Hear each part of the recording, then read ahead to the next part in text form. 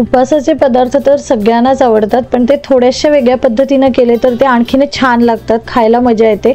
तर आज आपण उपवासाचे पॅटीस बनवत आहोत। खूप छान लागतात हे, आणि हे माझ्या कॉलेजच्या इथे एक बेकरी असायची आणि तिथे ते मिळायचे, आणि त्या कॉलेजच्या दिवसांची आज मला आठवण झाली त्यामुळे। तर इथे ते पॅटीस अगदी सेम टू सेम टेस्टचे करायचा मी प्रयत्न केलाय। तर रेसिपी सुरू करूया। इथे सगळ्यात पहिल्यांदा आपण एक बाउल भरून साबुदाणा घेतलेला आहे। हा मोठा नॉर्मल साबुदाणा आहे, तो आता मिक्सरच्या भांड्यामध्ये घालून आपण ह्याची बारीक पावडर करून घेणार आहोत। तुमच्याकडे डायरेक्ट पीठ असेल साबुदाण्याचं तरी पण तुम्ही ते वापरू शकता। तर ह्याच्यासाठी लहान साबुदाणा असेल तरी तो वापरला तरी चालेल। तर इथे आता मी 5 बटाटे घेतलेले आहेत, हे उकडून साल काढून घेतलेले आहेत। आता हे आपण किसणीने किसून घेणार आहोत। बटाटा किसायचा नसेल मॅश करून घेतला तरीही चालेल। तर जे किसणीची मोठे मोठे होल्स असलेली साईड असते ना, तिथून बटाटा व्यवस्थित असा किसून घ्यायचा आहे। ह्याच्यामुळे बटाट्यामध्ये जो चिकटपणा आहे तो वाढेल आणि पारी तयार करताना आपल्याला त्याची मदत होईल। तर आणखीन एक म्हणजे तुम्हाला जर का ही रेसिपी आवडत असेल तर रेसिपीला लाईक आणि शेअर नक्की करा। तर इथे आपला सगळा बटाटा असा किसून झालेला आहे। आता ह्याच्यामध्ये आपण 1 वाटीभर साबुदाण्याचं जे पीठ करून घेतलेलं होतं ते ॲड करतोय। तुम्हाला वाटलं तर परत थोडंसं तुम्ही नंतर ॲड करू शकता। आता इथे मी 1 चमचाभर आल्याचा कीस घातलेला आहे। त्यानंतर बारीक चिरून घेतलेली मिरची घालतेय, आणि आता ह्याच्यामध्ये जिरे घालायचे आपण। 1 चमचाभर मी जिरे घातलेला आहे,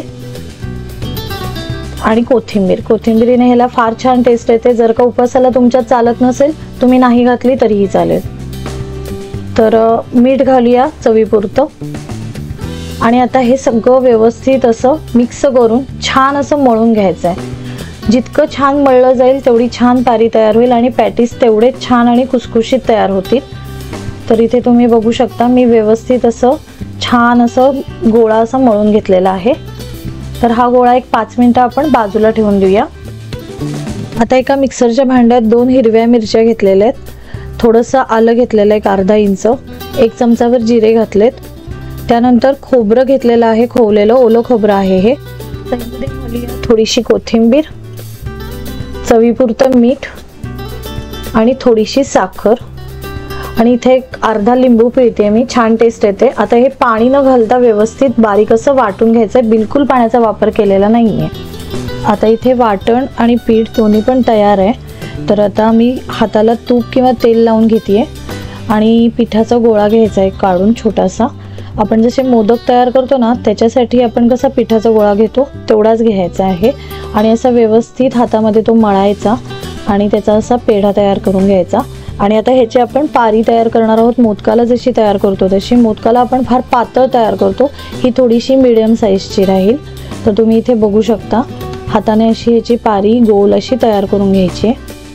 त्याची जाडी पण तुम्ही बघू शकता किती मी जाड ठेवलेलं आहे।